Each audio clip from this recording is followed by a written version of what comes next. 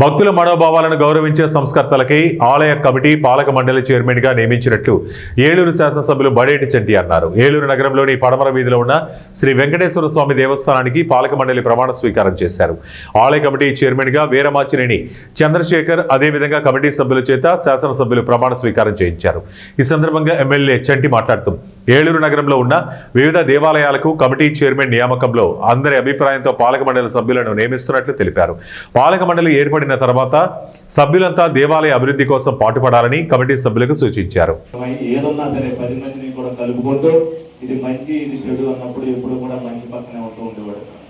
అలాగే పనవటి ఏదిలో కూడా అందరికీ కూడా తల్లో నాలుగులాగా 10 మందితో కూడా కులాలకు అతీతంగా మతాలకు అతీతంగా కూడా అందరినీ కలుపుకు వెళ్ళిపోవడంలో మరి సిద్ధవంతుడు. కాబట్టి మళ్ళీ ఇదివరకు ఏదైతే చైర్మన్ గా చేసి ఉన్నాడో మళ్ళీ ఆ పీరియడ్ లో ఏదైతే చేయలేకపోయారో భక్తులకు ఇంకా చేయాలనే సదుపాయాలు కల్పన చేయాలనే ఉద్దేశం అతనికి ఉన్నప్పటికీ కూడా చేయలేకపోయి ఉండొచ్చు అన్న ఉద్దేశంతో మళ్ళీ ఏదైతే వీరమాచినేని చందుని గుడి చైర్మన్ గా నియమించడం జరిగిందని చెప్పి భక్తుల యొక్క మనోభావాలు గౌరవించి చేసే వాళ్ళనే అందరినీ కూడా దేవాలయాల కమిటీ చైర్మన్ గా చేయడం జరిగింది.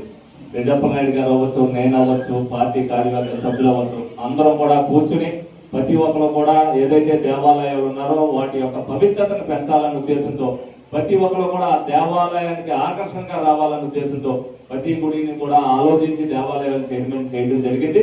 కొద్దిగా లేట్ అయినప్పటికీ కూడా నిదానంగా ఒక్కొక్కటి ఆలోచించుకునే చేయడం జరిగింది. అలాగే పనవటిది ఏదైతే మన వెంకటేశ్వర స్వామి దేవస్థానం ఉందో మరి దేవాలయానికి సంబంధించి మరి 11వ శతాబ్దం నాడు, ఎందుకంటే నా చిన్నప్పుడు కూడా నాకు తెలిసి ఈ గుడి ఉండేది అద్దాల మేడ వెంకటేశ్వరం గుడి అని అనేవారు. నేను అప్పుడులో 1-2 సార్లు ఈ గుడికి దర్శించడానికి కూడా వచ్చాను. అట్లా అవన్నీ కూడా